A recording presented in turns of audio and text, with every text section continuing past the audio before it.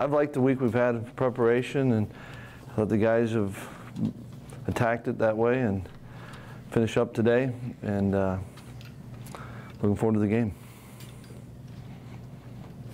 Moving ahead with Corey, I know you guys are, you kind of got to take it a little bit easy on him moving forward. So do you consider Dari the starter for now and foreseeable future, maybe for the rest of the season, considering that? I mean, I think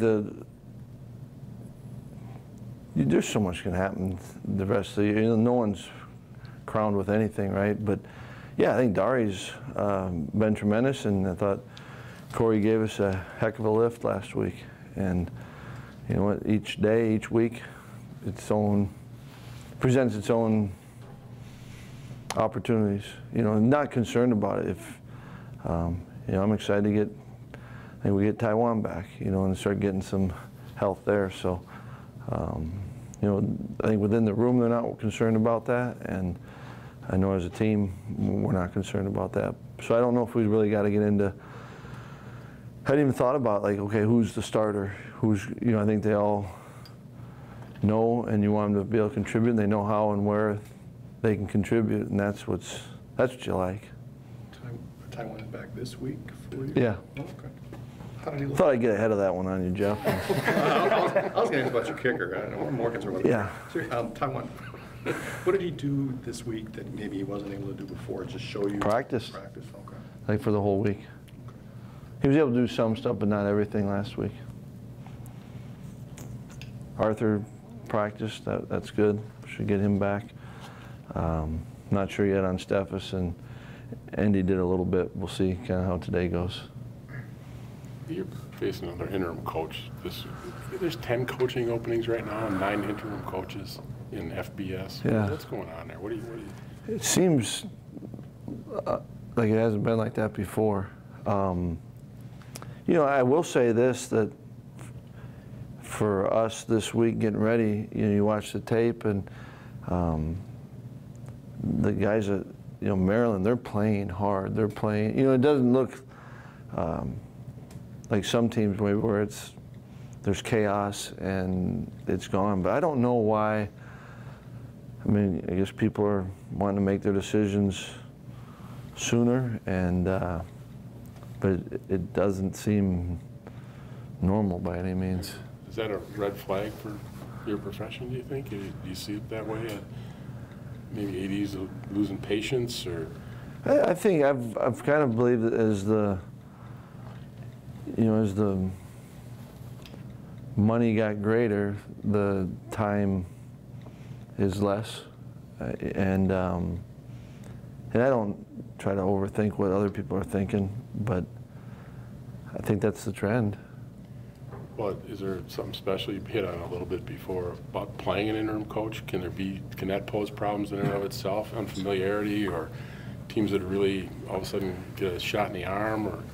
Yeah, I think you got that a little experience playing them now. Yeah, you're going to. I think that I think at this point in the year, teams are who they are, and also the interims, unless there was a huge, which we will never know, unless there was a huge gap of fundamental beliefs, you know, where a guy says, I'm going to change, this has been the problem.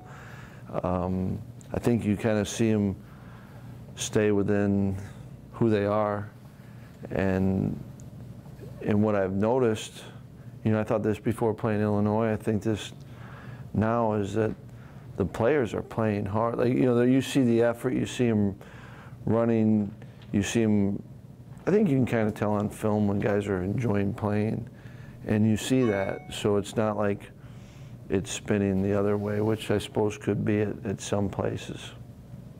How important do you feel it is to be aware of your players' involvement on social media these days, and, you know, do you ever have to, I guess, get onto a player about something you post?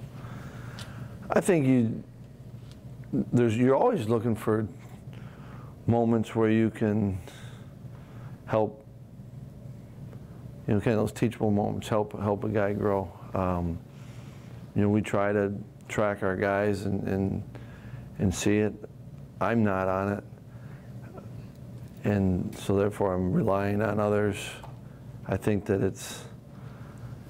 I think if you were going to ask any coach 5 or 10 years ago, it would be different. The answer would be the same guy might be a different answer now. You know, I mean, there's just something. It's part of the way that they express themselves. I mean, it used to be it wasn't all bad. The locker room was pretty closed and nothing seldom got out, right? Now I think it's different that way.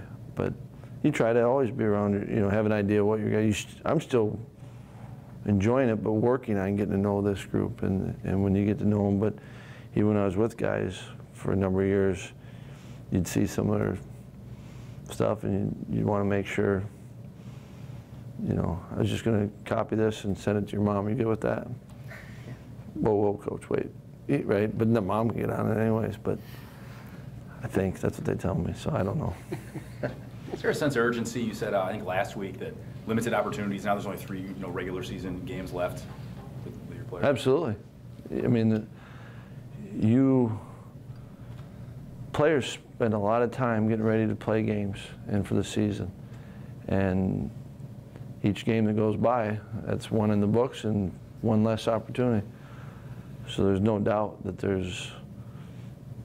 you feel that.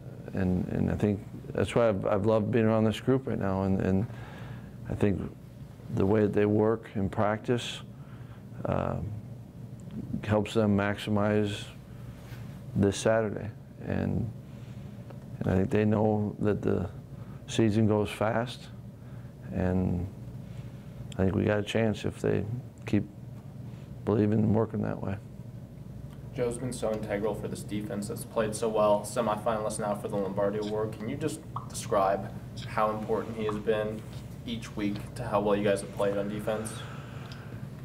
Yeah, I mean, Shows is incredibly important to this defense, and I think that he's a very talented football player, and he's got great football awareness, and yet I think that he's also, one of his strengths is he's one piece of this defense, knows it, and he trusts others around him.